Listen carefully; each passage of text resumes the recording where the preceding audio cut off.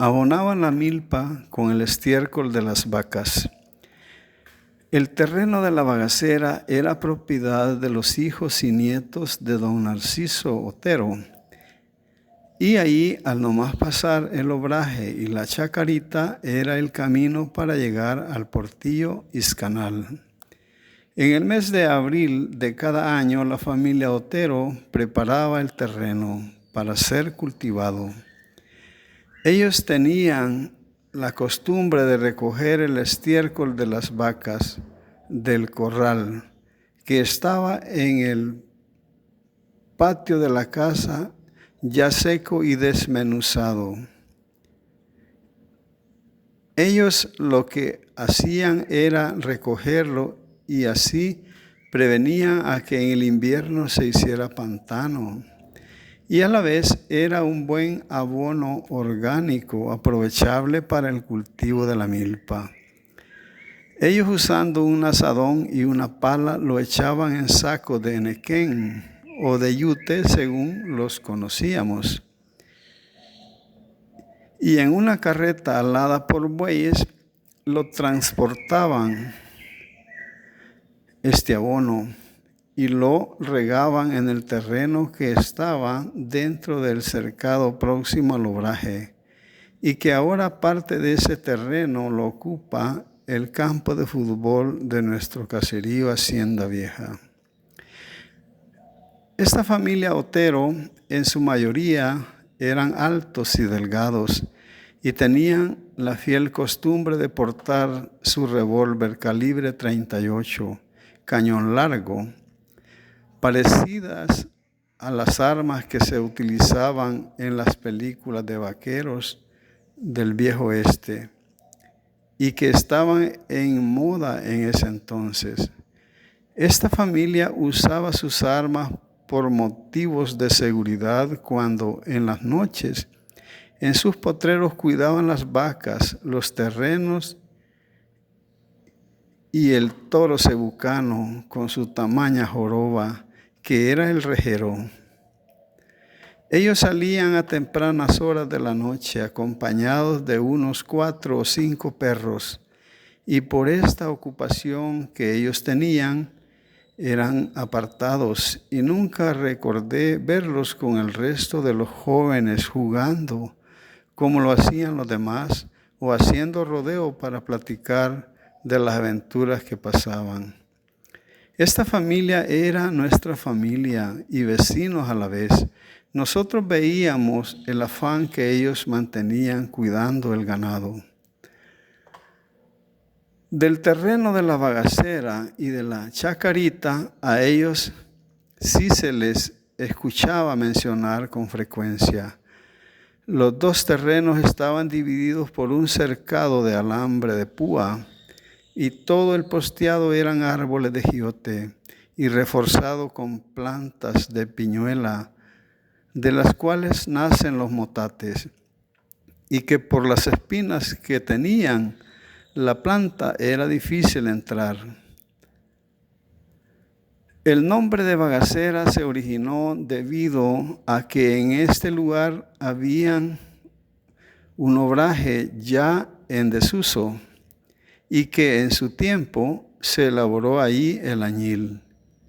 Y el bagazo, que eran los manojos de esta planta, los arrojaban en el terreno alrededor del obraje, y ya en descomposición servía de abono orgánico para el cultivo de maíz, de maicillo o de ajonjolí.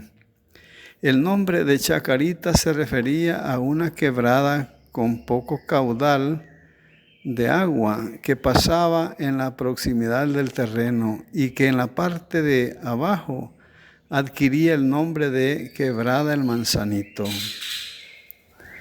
El lugar de la chacarita poco lo frecuentaban personas particulares, y en mi caso una sola vez tuve la oportunidad de acompañarlos, transportándome en la carreta que alaban los bueyes, en la cual le habían colocado gran cantidad de sacos conteniendo el estiércol de las vacas.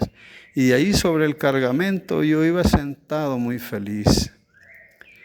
Cuando la carreta comenzó a avanzar, salimos del patio que quedaba entre la casa y la cocina, que a ese tiempo ya era heredada por parte de los hijos y nietos de don Narciso. Y como repito, la carreta comenzó a avanzar, atravesamos la calle, dejando atrás el cercado con sus grandes árboles de giote que protegían la casa con su largo corredor, que unía con la casa de David uno de sus hijos.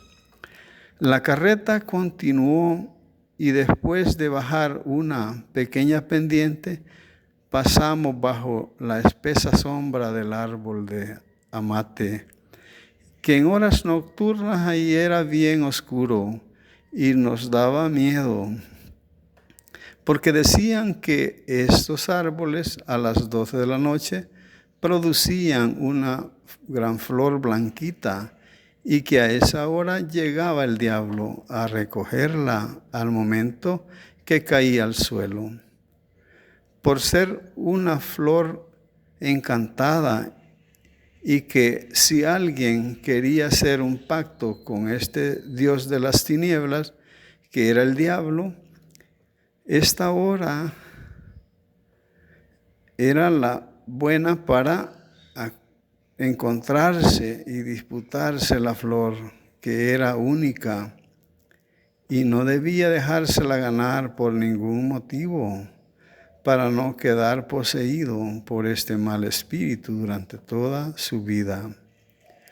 Lo extraño para nosotros era que el árbol de amate nunca le veíamos flores y las personas de mayor edad, posiblemente creyendo al igual que sus padres o sus abuelos, nos decían que dicho árbol solo producía una flor, que era bien grande, blanquita y encantada, es decir, que tenía poderes mágicos. La gente creía que la flor era invisible y solo podía verse a las 12 de la noche. Continuando mi recorrido en la carreta, sentado sobre los costales o sacos de yute, llegamos al potrero de la Chacarita.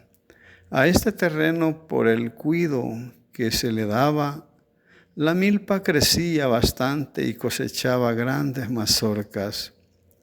La familia Otero en cierta ocasión comentó que un día fueron a la milpa cuando estaba en el lote y los acompañaba una perrita que ellos tenían. Y al regresar vieron que la animalita se había quedado en la milpa, ladrando y ladrando. Y al oírla desde la casa, le silbaron insistentemente para que regresara. Al poco rato de ladrar, la perrita ya no se escuchó y regresaron a buscarla y la encontraron muertecita y vieron que una culebra la había mordido, puesto que todavía estaba prendida en el hocico de la perrita y quizás la mordió al momento que le ladraba. Ellos se imaginaron que el veneno le causó la muerte al instante a la desafortunada perrita, que para ellos era como su mascota. Yo y mi familia, viviendo cerca de la casa de ellos, los oíamos comentar y notábamos que habían sentido mucho a la pobre perrita. La familia Otero era muy dada a la crianza de perros y a cada uno le ponía un nombre propio.